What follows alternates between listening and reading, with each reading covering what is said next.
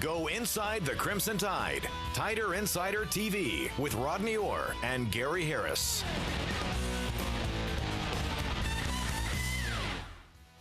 And here we go, conference expansion in the headlines again this week. The New York Times reported on Monday that Missouri's decision to officially apply for membership into the SEC is imminent. The newspaper, citing an unnamed school official, says the Mizzou brass expects to get enough votes from the SEC presidents to join the conference. So what might this mean for Alabama? Could rivalries like the Tennessee game become a game that isn't played every year in a 14-member league? Nick Saban was asked about that possibility on Monday. You all create so many problems. I mean, I hate to start on this, but where the guys are going out for the draft, that shouldn't even be thinking about that right now, whether we're worrying about the Heisman Trophy, now we're worrying about playing Missouri rather than Tennessee sometime down the road. I mean, come on. Let's talk about the game. What year are we talking about when we're not going to play Tennessee? 2025? I'm just hoping that I can still go to the lake then. Still can walk around and go on a pontoon boat ride. You want to talk about the game? I did. I want to talk about the game. But he actually gave a good answer before that. I really want to talk about the game, though. We do here on Tider Insider TV. And with that, we say good evening and welcome in to the program. Time to enjoy ice-cold Pepsi, as the show is presented each week by Buffalo Rock. Alongside Rodney Orr from TiderInsider.com, I'm Gary Harris. And as you kind of talked about, Saban had a good answer. And also, he later apologized to the media and said this is just a big game for him, and he was a little bit on edge. Is this his way of making sure everybody's focused? I thought he said a lot of things and talked about a lot of issues, but I think a lot of this had to do with, hey, LSU will get here in 3 weeks. Right now, I don't want to be focused on anything other than Tennessee.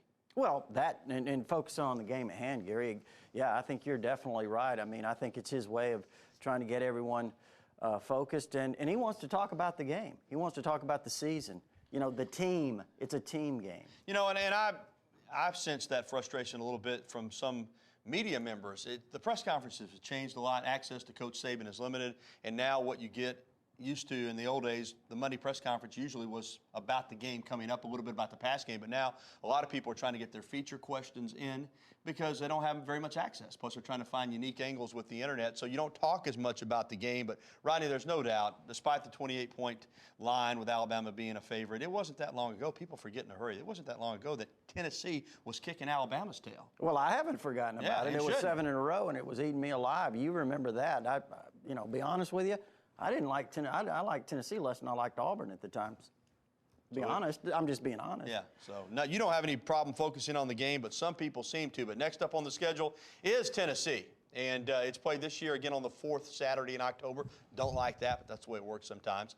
No one has to explain to Coach Derek Dooley about how good his old boss's team actually is. Take a listen to this. It's his best team. Probably as physically a dominating defense as I've seen in the modern era of football. And I know that's a strong statement, but I believe it. You catch yourself watching them, not studying them.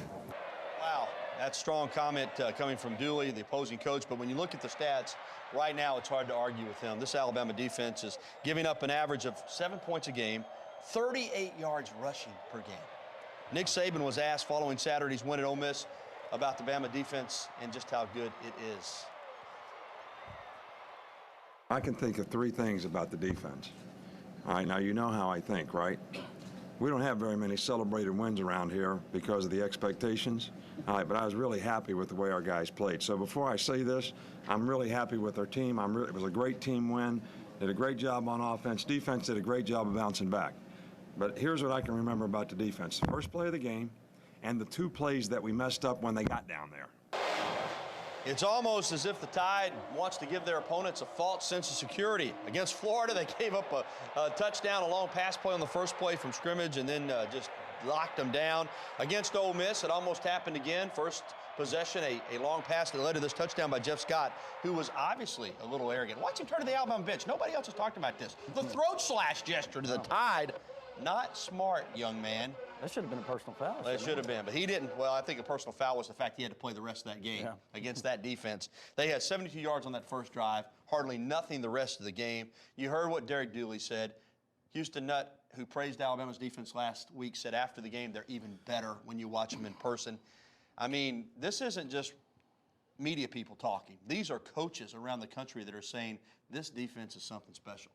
Well, I mean, so far it is, and again, they've talked all season long about how good is it. Well, you know, again, you've got a stretch coming up here that you're going to have to prove it. I mean, certainly you've got Tennessee, then you have the off week, and you have LSU, and you go to Mississippi State, you have Auburn, where you go down there, and obviously if they survive all those and go to the SEC championship game, and then, you know, see what happens after that. But they're going to have their opportunities to prove how good they are. So far, they've been outstanding. Again, you talked about what they do against the run. They remind me of the '92 defense, you know, against the run, Gary, from the standpoint of they're hitting guys 2 yards behind the line of scrimmage on almost every play. And the offense is starting to dominate too, and that's what's really making this a total football game.